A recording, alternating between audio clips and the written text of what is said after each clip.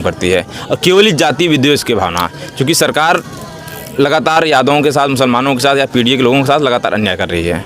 उसी तरह से और इसमें असली मुलजिमों को बचाया जा रहा है, जो कि सत्ता समर्थित वो अपराधी हैं जिन लोगों ने लूट किया है। स्केप गोट बना करके इस निरीह लड़के को मारा गया है। लेकिन योगी जी तो कह रहे हैं कि गुंडे और माफिया का सफाया कर दे रहे हैं। तो योगी जी तो बहुत कुछ कह रहे हैं। इसी जनपद में न जाने कितने माफिया हैं, योगी जी कितने लोगों को सफाया कर। परिवार वालों का कहना है उस दिन यहाँ पे था वो 28 तारीख जिस दिन घटना है, उस दिन घटना अपने बहन का एडमिशन कराने के लिए भी गया था। यहाँ अगर चेक कराया जाए कहीं कहीं CCTV फुटेज भी निकलेगी जिस दिन की घटना है, जिस दिन लूट है।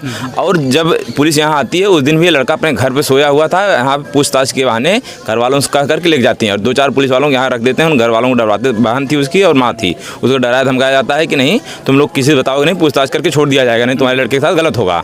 तो ये लोग किसी से बता भी नहीं पाए और 2-3 दिन इधर उधर लोग टलते रहे, लड़का अब आएगा, लेकिन इसको ले जा करके वहाँ पे इनकाउंटर कर दिया जाता है। ये इनकाउंटर नहीं, ये मतलब हत्या है। उन इसी गांव के हैं आप? हाँ हाँ बेटा, हमारा ये है स्थान है, तो बहुत गलत काम हुआ है बेटा। अच्छा, तो हम कह रहे हैं तो चोर बंडोल तो अपना सारा सिस्टम है, तो सबसे पहले जो पैसा जो है इकट्ठा करके रखा है तो सबसे बड़ा चोर तो वो है बेटा। बताइए मैं कहाँ से बात कर रहा हूँ? आप प्रशासनिक अधिकारी हैं, मीडिया वाला पावर है, तो चोर तो सबसे बड़ा वो गद्दार है जो पैसा बचा करके रखा है, तो उसको काउंटर होना चाहिए, उसको पकड़ना चाहिए ना। तो आप इसी गांव से हैं, तो जब पुलिस यहाँ से आई थी तो क्या यहीं से लेकर गए थे अंग्रेज को? नहीं, ये हमको नहीं बेटा पता है बस। तो क्या कहेंगे आप लोग इस पूरे मामले को लेकर? अब क्या कहें, जो हुआ है आप लोग देख ही रहे हैं, गलत है कि सही है ये तो आप लोग को ही पता। बचपन से देख रहे होंगे मंगेश को, तो क्या पहले से ही इस प्रकार का क्या रवैया था, इस प्रकार की? ऐसा तो कुछ भी नहीं था, ऐसा कुछ भी नहीं था। अच्छा, ये तो आज हम लोग कल परसों से जाने की मंगेश ऐसा निकला है, लेकिन अभी तक हम लोगों को नॉलेज में नहीं था ऐसा। बगल खाएं सब ही आ रहा बगल खाएं। इसके पहले ऐसा किसी वारदात कौनो बात ना दे, कौनो गलती ना करता रहा, पता नहीं क्या बात है, उठा ले गए। क्या कहेंगे भैया इसमें पूरे मामले को लेकर के? जैसा कि आपने देखा इस प्रकार से इनकाउंटर हो जाना और अखिलेश जी का ट्वीट आना उस पर।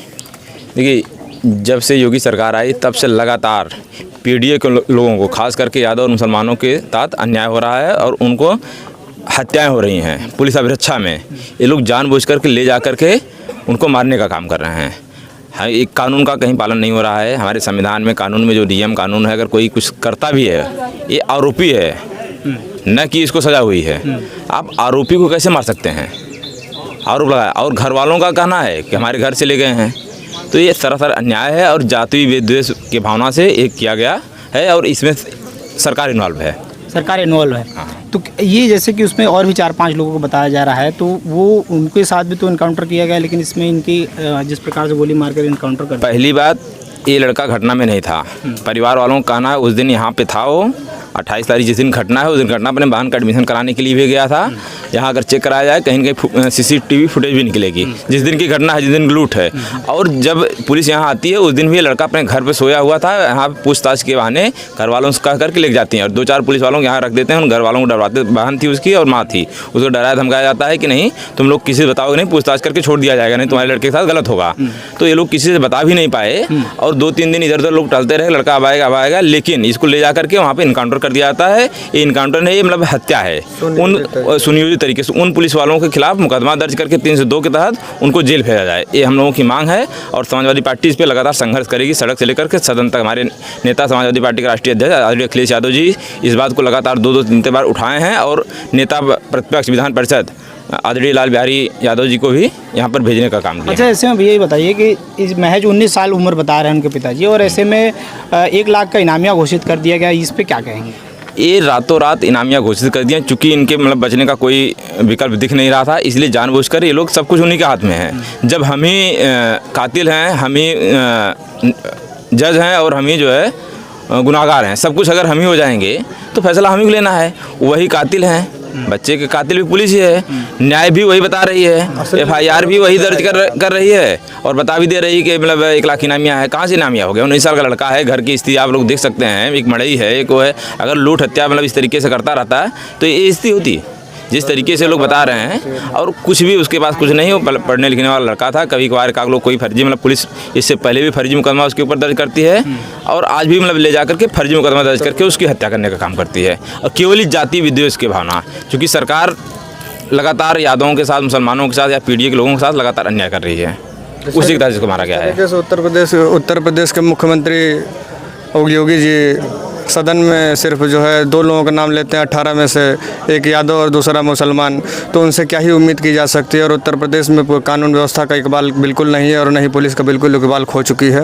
और इसमें असली मुलजिमों को बचाया जा रहा है, क्योंकि सत्ता समर्थित वो अपराधी हैं जिन लोगों ने लूट किया है। स्केप गोट बना करके इस निरीह लड़के को मारा गया है। लेकिन योगी जी तो कह रहे हैं कि गुंडे और माफिया का सफाया कर दे रहे हैं, तो योगी जी तो बहुत कुछ कह रहे हैं। इसी जनपद में न जाने कितने माफिया हैं, योगी जी कितने लोगों को सफाया कर दिए। सब घूम तो रहे, हिस्ट्री सबकी हिस्ट्री निकाल घूम ली, देख ली। जो मुख्य आरोपी है उसको सरेंडर करा दिया जाता है, उसको सरेंडर कर दिया जाता है। 3 4 5 लोगों को और आरोपी बना, मैं किसी को गुनाहगार नहीं बता रहा हूँ।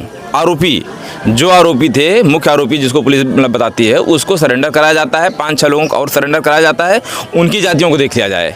और इसके अंतिम जो ये अंतिम लड़का मतलब पकड़ा जाता है, इसको घर से मतलब का लोग पकड़ के ले जाते हैं, पूछताछ के लिए ले जाते हैं, उसका इनकाउंटर कर दिया जाता है।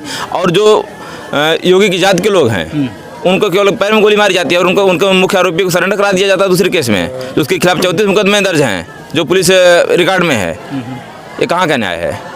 और रही बात की इनकाउंटर की, तो संविधान या किसी भी कानून में कहाँ पे जो है लिखा हुआ है कि किसी भी चोरी करने वाले को, छेनती करने वाले को, XYZ, कि जब तक उसको आप जो है इनकाउंटर कर दीजिए, गोली मार दीजिए, हत्या कर दीजिए। इंस्टेंट जस्टिस कहाँ रखा है? पुलिस कब से जो है न्याय करने लगी? तो जुडिशरी का काम है ना, पुलिस कब से जज बन गई? बिल्कुल सही बात है, ये जुडिशरी का काम है। और जैसा कि मैं बता दूं आपको साथियों कि जो मौत है वो आखिरी एक रास्ता होता है, और ऐसे में जिस प्रकार से देखा जा रहा है कि परिजन जो बता रहे हैं और घर के लोग जो बता रहे हैं कि घर से ले जा करके पुलिस ने इनकाउंटर कर दिया। पूरे मामले की छानबीन में अब पुलिस प्रशासन भी लगी हुई है। फिर देखते हैं आगे क्या होता है।